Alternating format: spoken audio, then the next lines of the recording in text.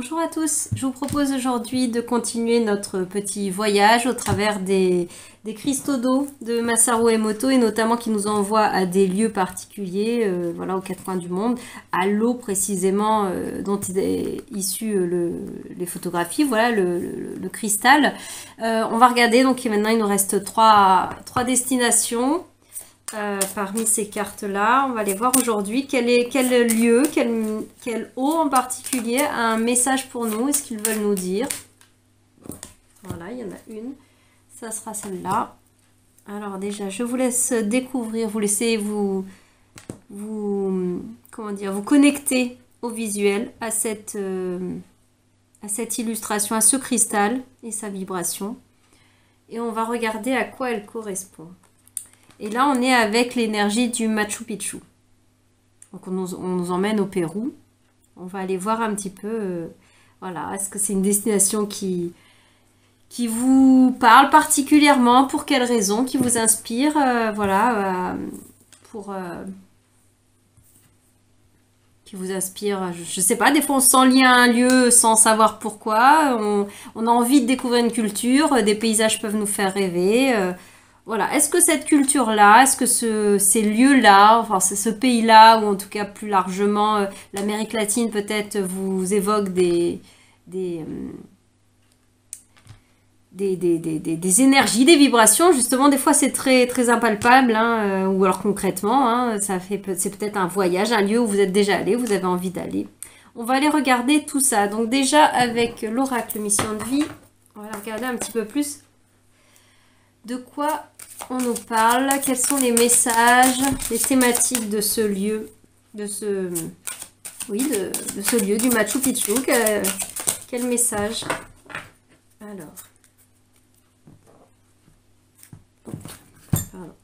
Alors, les messages. Des fausses promesses et du travail collectif. Est-ce qu'il y a éventuellement des déceptions? Vous avez connu des déceptions face à... peut-être même de vous à vous-même, hein, face à des attentes que vous aviez peut-être par rapport à un processus évolutif, hein, l'idée de Machu Picchu, de montagne et enfin, voilà, de ces édifices, ces temples qui nous élèvent vers le haut. Enfin, on est avec de la spiritualité notamment, mais aussi avec cette vision d'un autre monde, d'un nouveau monde, et notamment de cette nouvelle ère peut-être, qu'on peut parler d'un nouveau monde, des ères du Verseau, vouloir construire un monde meilleur, un monde différent, un peu le côté avant-après. Cette idée de fausse promesse, est-ce que voilà, ça peut être question, comment dire, fausse promesse, c'est pas tant qu'une personne a fait littéralement une promesse qu'il n'a pas honorée, ça parlera peut-être, hein, littéralement, mais là j'ai plus le sentiment de vous-même, les attentes, les espoirs très grands que vous pouviez peut-être avoir quant à vouloir voir se matérialiser dans vos vies, dans la société de façon générale, de la nouveauté, des grands changements, des grands revirements, peut-être qu'il y a une notion d'impatience, de vouloir voir les choses aussi de façon très concrète, alors que peut-être que dans un premier temps, c'est quelque chose qui se fera sur des années, que dans un premier temps, c'est plus énergétique, vibratoire, c'est les états d'esprit qui changent tout doucement, les émotions, etc., avant que des actions concrètes, une forme réelle, elles sont tout aussi réelles, hein, nos émotions, nos énergies, hein, c'est juste qu'elles ne sont pas palpables, on ne peut pas les voir, et on n'a pas encore de mise en matière tangible de la forme que cela prend dans peut-être ce grand œuvre collective, cette nouvelle humanité, cette nouvelle aube qu'on désirait parfois, qu'on désirait voir et vivre concrètement. Voilà, c'est peut-être de cela que ça nous parle. Alors après, peut-être que pour certains, de façon plus incarnée dans vos vies, il peut être question comment dire, d'un contrat ou d'un engagement qui n'a pas abouti, ou d'un projet, même si personne ne s'est engagé à rien, mais il y avait peut-être une possibilité de quelque chose, peut-être dans le milieu professionnel ou associatif, ou en tout cas qui s'inscrit dans un collectif dans lequel vous œuvrez, donc peut-être du travail, en tout cas là où vous mettez votre action, votre intention, et qui n'a pas abouti. Donc en cela, voilà, il y a peut-être une notion, on en revient toujours à cette notion, je pense, de déception, ou peut-être Mais vous êtes dans de la déception, mais peut-être il est seulement question d'impatience. Et peut-être parce que la temporalité n'y est pas encore, plus que parce que la réponse est décevante en elle-même. C'est que pour l'instant, vous êtes peut-être dans une non-réponse, une absence de réponse par rapport à ce que vous avez peut-être impulsé dans un groupe, dans un collectif. Vous avez donné de votre temps, de votre énergie dans un projet.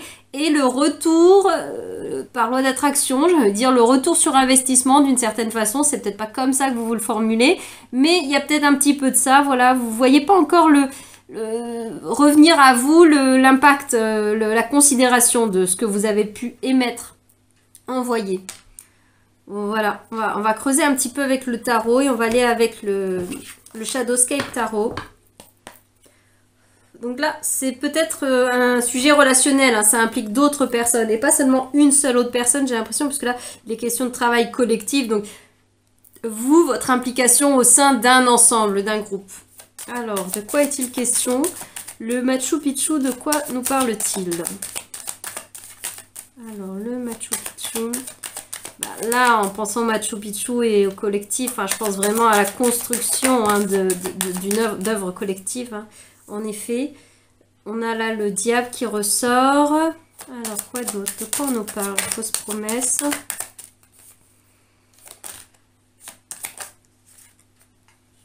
L'ermite. Et une dernière carte. Le fou. Le mat. Alors...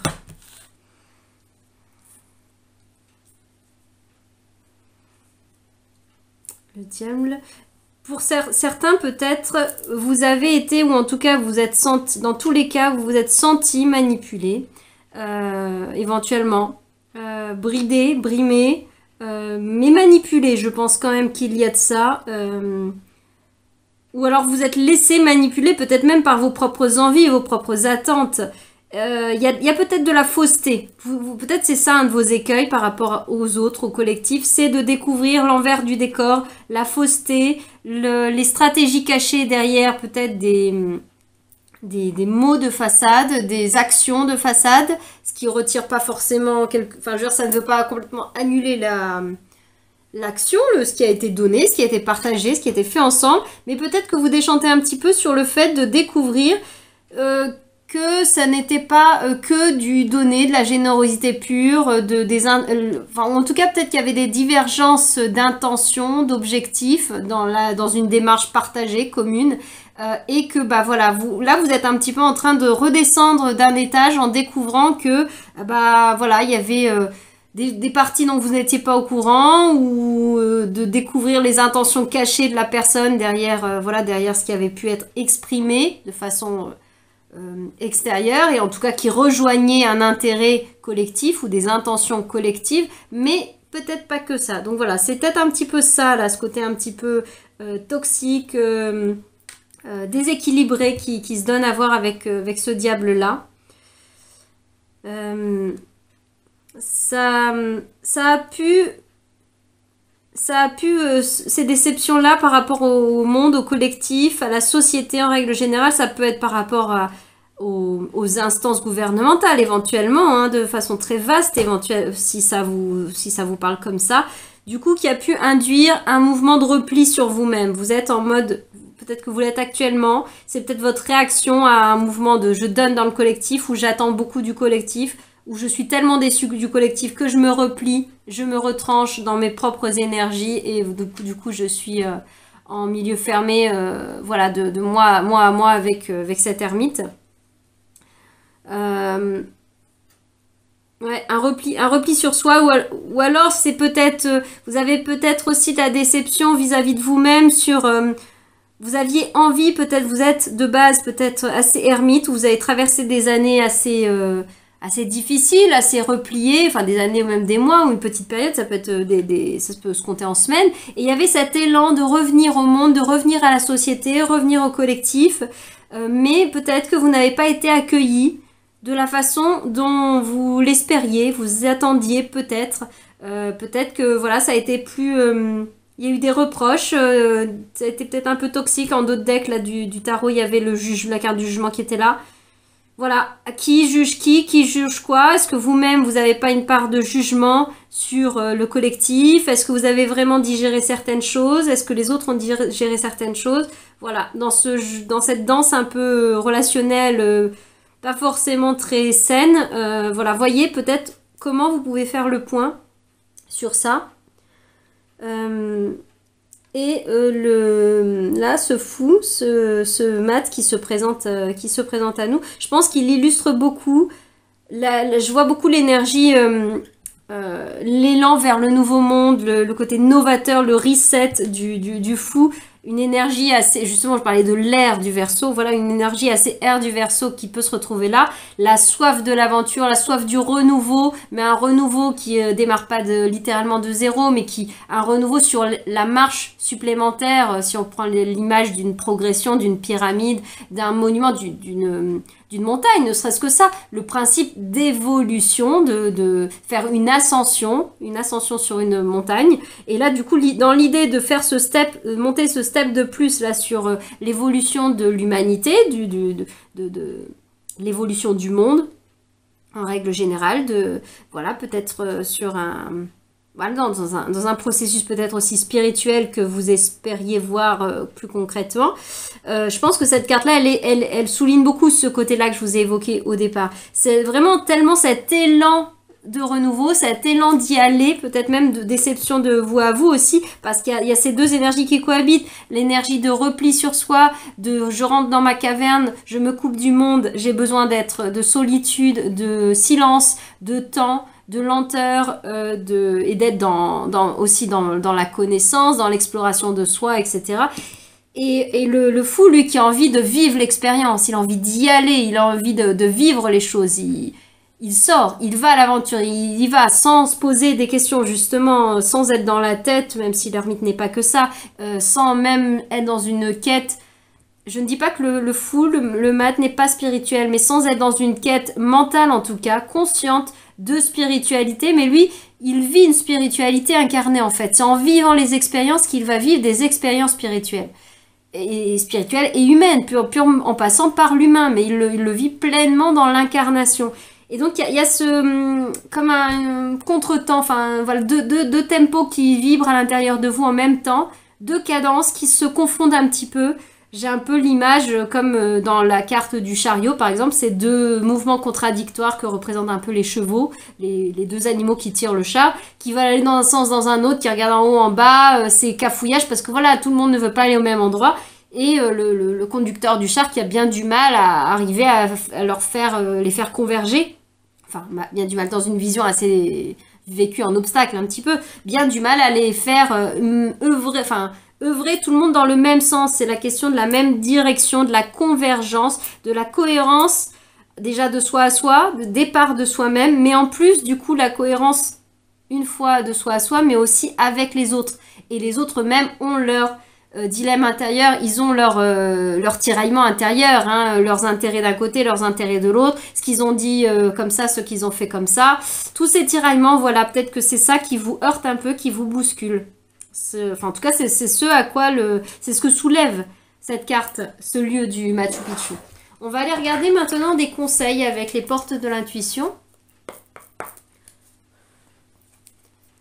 Alors, une carte conseil pour vous. On va brasser. Carte conseil. Hop là.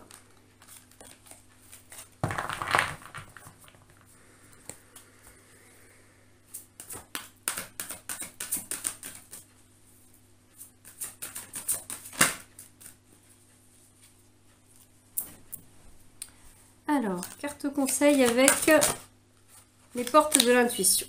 Là, il est question de la loi de l'attraction, mais aussi cette notion d'équilibrage. Je parlais des deux élans contradictoires des deux chevaux, ou même des contradictions entre les élans des uns et les élans des autres. Ce qui se joue à l'extérieur de nous, dans le théâtre de la vie extérieure, c'est le miroir du théâtre intérieur, de ce qui se passe à l'intérieur de nous. Et on est vraiment dans la symbolique des énergies complémentaires, du yin et du yang à l'intérieur de chacun, et aussi qui se vivent, qui se transposent externalisées avec d'autres personnes, avec la vie, les situations, etc. Mais tout ça, on nous rappelle cette notion de loi d'attraction. Enfin, c'est la loi de cause à effet, de réciprocité. On nous parle du grand équilibre, hein, que l'un ne va pas sans l'ombre, hein, sans l'autre, l'ombre et la lumière, justement. Voilà, je vais un peu vite et ça fait plus ou moins lapsus, mais c'est pas, je voulais en venir là, cette notion d'ombre et de lumière. Il faut de tout, en fait. Il faut aussi accepter dans cet équilibrage et que l'attente qu'on peut avoir, même la foi, le grand espoir qu'on peut avoir dans des choses que l'on voit sous un œil très positif, très constructif, vraiment d'élévation, ne va pas aussi sans son complémentaire opposé de destruction, de disparition, de la vie, la renaissance va avec, c'est le phénix, hein. Le phénix ne peut pas renaître de ses cendres s'il n'est pas mort à lui-même, s'il n'est pas devenu cendre. Juste avant, on va dire dans un mouvement linéaire, je veux dire, l'un ne va pas sans l'autre, l'un et l'autre cohabitent. Donc oui, il y aura des pertes, oui, il y aura des destructions, oui, il y aura des déceptions, pour qu'il y ait également de l'espoir, du positif, de la nouveauté, des choses qui se construisent. L'un ne va pas sans l'autre. C'est un grand... D'ailleurs, l'ermite, hein, ça, c'est vraiment sa grande leçon. Il l'intègre, hein, par l'expérience. Il va intégrer que l'un et l'autre coexistent, par les expériences, par les difficultés, par les épreuves, il va grandir en connaissance.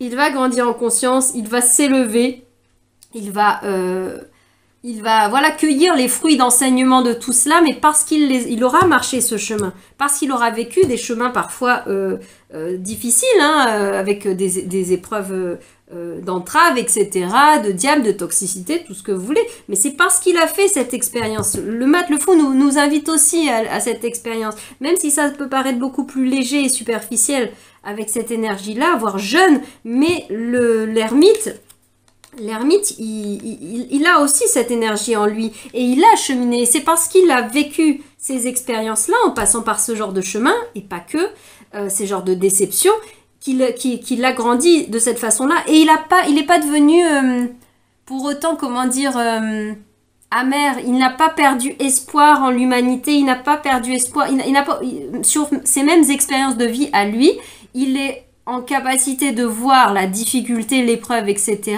d'avoir guéri, de ne plus en souffrir, et même de voir le positif, la beauté, l'autre côté, l'autre versant, l'autre facette de la médaille, de cette même épreuve, puisque tout est équilibre, l'un ne va pas sans l'autre, en fait, voilà, il sait voir les deux facettes de la même pièce.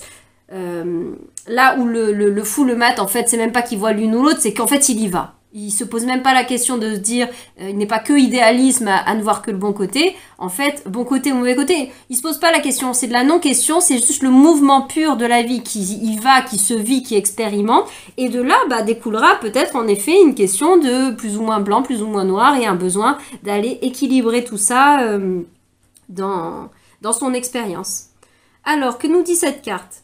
Vous attirez à vous tout ce qui vous arrive dans la vie, loi d'attraction. Voilà, on attire à soi et on émet, voilà, donc forcément c'est dans les deux sens. Avec lucidité, voyez la puissance de cette force. Donc c'est à la fois accepter votre part de responsabilité, c'est peut-être pas facile à entendre, votre part de responsabilité dans la situation, puisque on attire à soi ce que l'on émet. Donc qu'est-ce que vous avez émis, qu'est-ce que vous émettez pour que les choses se placent comme ça. L'idée n'est pas de s'auto-flageller, de se marteler ou quoi que ce soit. L'idée est juste de grandir en responsabilité, en lucidité, en conscience de qui l'on est, de ce que l'on vibre, de ce que l'on fait, pas pour revisiter forcément le passé, mais pour que du passé, c'est bien la leçon de l'ermite, hein, pour que du passé, des expériences blanches, noires, grises, toutes les nuances que vous voulez, que vous avez vécues, vous puissiez en tirer une leçon, et le but de la leçon, c'est juste d'intégrer les choses pour ne pas les reproduire dans autant de difficultés que vous l'avez vécu, de les vivre autrement, d'une façon évolutive, d'une façon progressive. À quoi ça sert le cheminement à l'école, d'apprendre une leçon, de faire des exercices, et même à des moments des évaluations,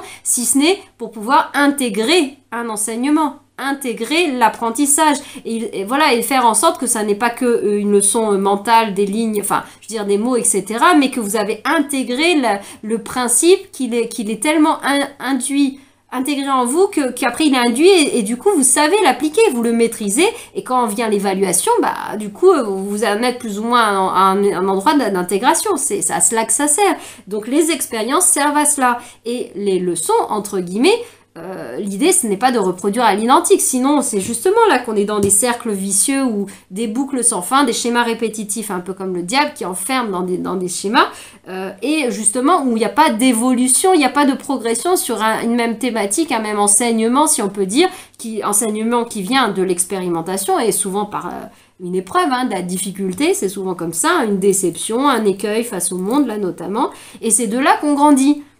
Donc j'en reviens à l'idée de revenir à de la lucidité par rapport à sa part de responsabilité dans ce que l'on aimait.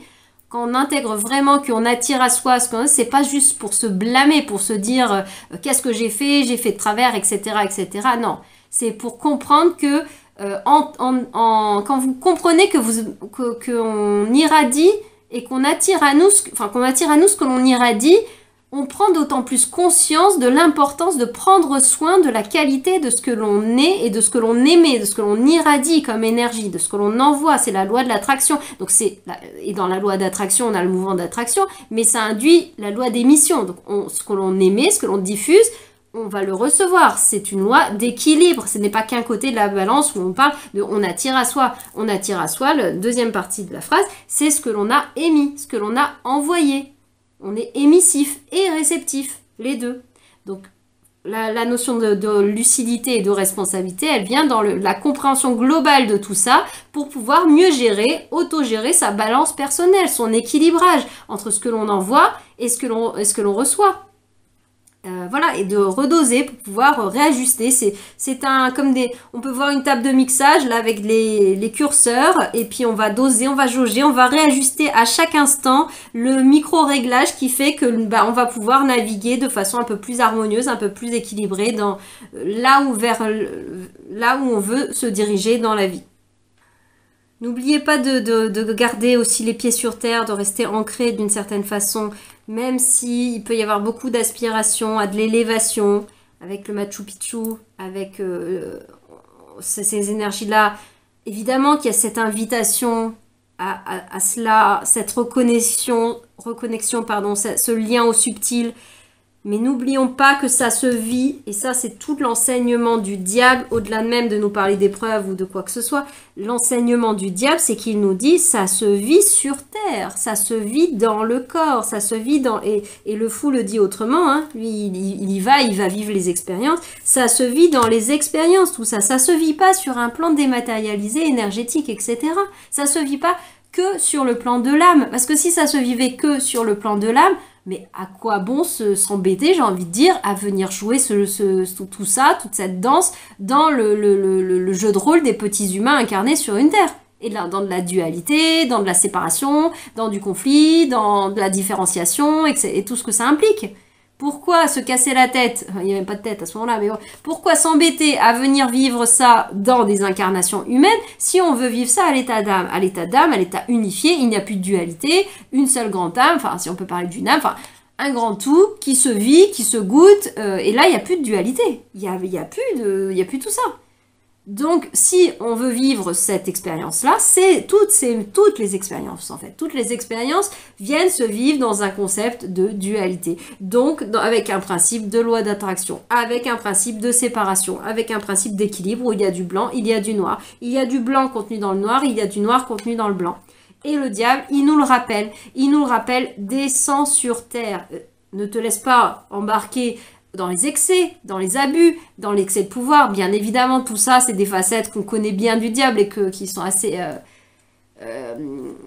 usuelles de les entendre. Et elles sont aussi très vraies, on en a parlé d'une certaine façon. Mais n'oublions pas son enseignement parce c'est un enseignant lui aussi. Il a aussi sa clé d'évolution à nous transmettre. L'enseignement du diable, c'est de nous rappeler que l'on descend dans l'incarnation incarnée. Carnée, c'est la chair, c'est le corps. On descend dans le corps, ça se vit sur terre, ça se vit dans le corps.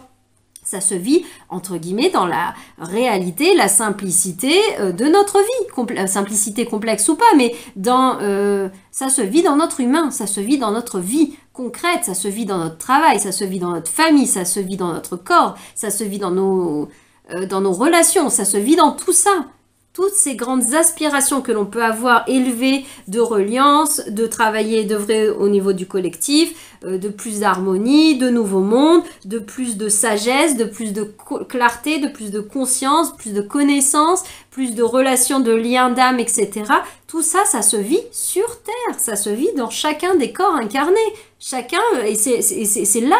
Et ça, c'est un énorme job. Et c'est là que j'en reviens à cette notion soit de déception, mais qui découle aussi d'une forme, je pense, plutôt d'impatience, à voir se matérialiser, se vivre dans les corps de chair, dans les jeux de rôle d'interaction humaine, dans comment ça se construit le monde, la société, de le voir se goûter, cet élan, ce goût d'âme, ce goût de spirituel, cette élévation, tout ça, voilà. Vous avez envie de le goûter concrètement, évidemment, nous tous, mais peut-être intégrer davantage l'ensemble du tableau et non pas seulement la dimension spirituelle énergétique de bien venir ramener ça sur Terre, peut-être d'ajuster vos réglages. Ça veut pas dire redescendre ses attentes et c'est pas venir faire un truc au rabais, c'est pas ce que je dis. C'est redescendre sur Terre, c'est venir ajuster votre niveau d'attente et d'envie de goûter ces énergies-là dans la vie. Voyez à quel endroit dans vos vies, à quelle mesure, à quelle nuance vous pouvez les distiller et déjà les goûter. Sur certains plans, à plein de petits endroits, vous pouvez déjà le vivre. Mais si pour vous, vivre cela, ça ne se vit que sur un très grand plan, sur une très grande échelle et d'une façon très puissante, etc., etc. Là, j'ai l'image dans Avatar, hein, de vouloir vivre, ou n'importe quel film ou livre de science-fiction, tout ce que vous voulez, ou de fantasy, qui nous emmène dans un monde, on pourrait dire, une forme d'utopie, enfin en tout cas un monde, on pourrait dire idéal, ou paradisiaque, ou de l'Éden, enfin on prend tous les mots qu'on veut, un nouveau monde, une autre façon de fonctionner, je pense aussi au film La Belle Verte par exemple. Si pour nous, vivre cette nouvelle ère, ça n'est qu'à l'image de vivre le truc dans son ensemble, l'aboutissement total de on vit dans ce nouveau monde, forcément on est déçu de ne pas le goûter. Mais par contre, si on sait ouvrir les yeux sur comment ce monde-là se donne déjà à vivre et à goûter, et il est déjà accessible dans la réalité, dans l'ici et maintenant, dans toutes les facettes de nos... Enfin, dans beaucoup de facettes, dans toutes les facettes dans l'absolu, mais c'est une question de perception, c'est une question de comment j'arrive à le voir là où il est dans la vie, comment mon regard arrive et comment mes capteurs énergétiques et sensoriels, ma partie spirituelle, arrivent à capter d'une part et à diffuser d'autre part sur le plan dense terrestre, dans la dualité des relations, dans la matérialité, dans son propre corps, comment j'arrive à le vivre, à l'incarner. Voilà, à faire descendre ces énergies subtiles sur Terre. C'est pas uniquement le mouvement, que le petit humain, avec plein de guillemets, puisse se relier et se rappeler qu'il n'est pas qu'un petit être incarné, mais qu'il est un plus grand tout, qu'il est relié à une âme, etc., etc. Ce mouvement d'élévation, d'ascension, vous avez certainement déjà, voilà, touché, goûté, vécu tout cela. Et après, il peut y avoir cette nostalgie de l'ailleurs, ce goût de déception de ne pas le vivre. C'est quoi ce monde? C'est quoi cette dureté? C'est quoi cette dualité? Mais voyez, c'est pas facile, c'est le job aussi de faire descendre, hein, la plus grosse partie du job, c'est de faire descendre les énergies sur Terre. C'est pas tant le moment d'expansion de conscience où on va se relier à plus grand. Et l'idée n'est pas de rester plaqué, figé, de passer son temps à vivre des expériences d'expansion de conscience pour goûter à ces nuances-là qui nous font le plus grand bien parce que ça nous rappelle d'où on vient, tout simplement. L'idée, c'est d'amener... à donner à voir, à vivre et à rendre réel on est venu jouer sur cette scène-là, sur ce théâtre-là. Et donc l'idée, c'est d'amener cette inspiration, ce goût de là où on vient, ce goût de nouveau monde, dans la pièce de théâtre qu'on est venu vivre. Donc, c'est-à-dire dans le décor que l'on a, avec les cartes que l'on a en main, ce qui est là, ce qui est donné de vivre et de voir. Là, ce qui fera la différence, c'est le regard, la position, comment on regarde les choses. Voilà, je vais terminer avec l'oracle au petit bonheur pour voir un petit peu comment, un complément, on va voir justement ce que les cartes peuvent nous dire pour bien se relier à l'énergie et la vivre dans son son intégralité, vivre toutes les énergies du Machu Picchu, en tout cas de ce symbole que ça nous envoie. Mais là, j'insiste sur avec le symbole du yin et du yang, dans son intégralité, dans toutes ses facettes. Alors, comment se relier à ces énergies et les vivre au mieux pour vous, pour nous en ce moment? Oh là, il y en a beaucoup trop. Celle-là, on va la garder. Chaque jour tu me manques, ça fait penser à la nostalgie de l'ailleurs dont je viens de vous parler. Alors peut-être qu'une personne physique, un être disparu vous manque, ou disparu ou non. D'ailleurs ça peut être aussi une déception de ne plus vivre une relation, une amitié, une relation de couple, une personne dont vous êtes éloigné, ou peut-être même une situation. Ça peut être une nostalgie de ne plus être relié à ce travail ou à un lieu de vie. Tout ça, voilà, c'est possible. Hein. Il n'est pas question que de personnes. Après, il peut être question d'une personne décédée également. Mais plus vastement, ça fait vraiment rebondir sur dont je vous ai parlé juste avant. Je ne sais pas si cette notion vous est familière. Cette notion de nostalgie de l'ailleurs, c'est ce qui peut venir avec le fait d'avoir reconnecté avec notre âme, avec un plus grand tout, de savoir d'où l'on vient, d'avoir,